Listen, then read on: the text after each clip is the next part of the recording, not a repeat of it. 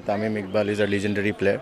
At the same time, Tanzit Tamim is on the process to be a legendary player. Idol তামিমের পথেই ছোট তামিম ২২ গজে বড় shot খেলায় ঝানু ৪৫ টি-টোয়েন্টিতে 50 হাঁকিয়েছেন ১১ বার। মঙ্গলবার বল তালুবন্দি করেও গড়লেন নয়া রেকর্ড। ব্যাটে কি ফিল্ডিংয়ে আইরিশদের বিপক্ষে শেষ ম্যাচে ছিলেন দুরন্ত দুর্বার। 50টা স্পেশাল না 5টা ক্যাচ ধরা স্পেশাল? আসলে প্রথমে বলবো যে 5টা ক্যাচ স্পেশাল, কারণ সবাই অনেক এনজয় করছে জিনিসটা। আমার কাছেও ইন্টারেস্টিং লাগছে যে 5টা ক্যাচ এক ম্যাচে আসলে অবিশ্বাস্য লাগছে আমার কাছে। উপরে যখন ড্রেসিং রুমে আমরা গেলাম ফিল্ডিং শেষে, তখন আর কি সবাই এনজয় করছে জিনিসটা। তানজিদ তামিম অনেক ফ্ললেস ছক্কা হাঁকায়, মানে কিভাবে সম্ভব? মানে মনে হচ্ছে খুব ইজি ছক্কা মারা। আসলে আপনাদের কাছে ইজি মনে হইলে আমার কাছে একটু টাফ মনে হয় এরকম উইকেটে। তো চেষ্টা করি যে নিজের জোনের যেগুলো ওগুলা ওভার হিটিং করার। যখন সেলিব্রেশন করলেন, কিছু একটা বক্স আকারে দেখালেন ড্রেসিং রুমের দিকে 50 করার পরে, এটা আসলে আমাদের টিম ম্যানেজার নাফিস ভাইকে দেখাইছি, কারণ গতকাল তিনি আমাকে টিকিটের জন্য ফোন করছিলাম আমার টিকিট লাগবে কিনা। তো আমি বলছিলাম ভাই এটা আপনাকে গিফট করলাম টিকিটটা এই ম্যাচে।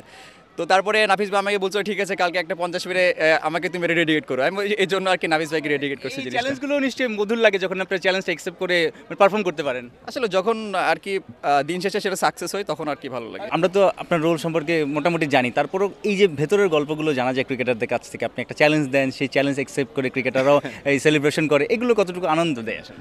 না, এটা অনেক আনন্দ দেয়।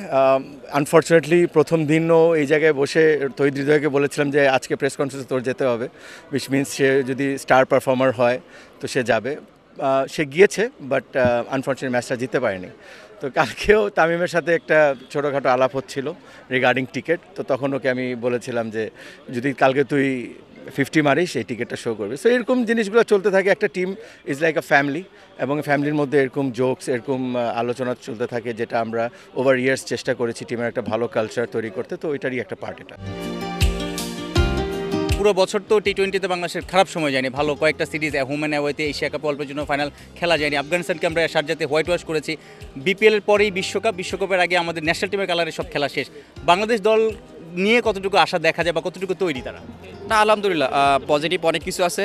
পজিটিভের ভিতরে অনেক কিছু আমাদের ইমপ্রুভমেন্টের জায়গা আছে। তো এখন যেহেতু সামনে বিপিএল, তারপর ওয়ার্ল্ড কাপে একটা প্রিপারেশন ক্যাম্প হবে, তো সবার চেষ্টা থাকবে যার যে ল্যাকিং সেটা কীভাবে আরও ভালোভাবে ইমপ্রুভমেন্ট করতে পারি আমরা এখানে।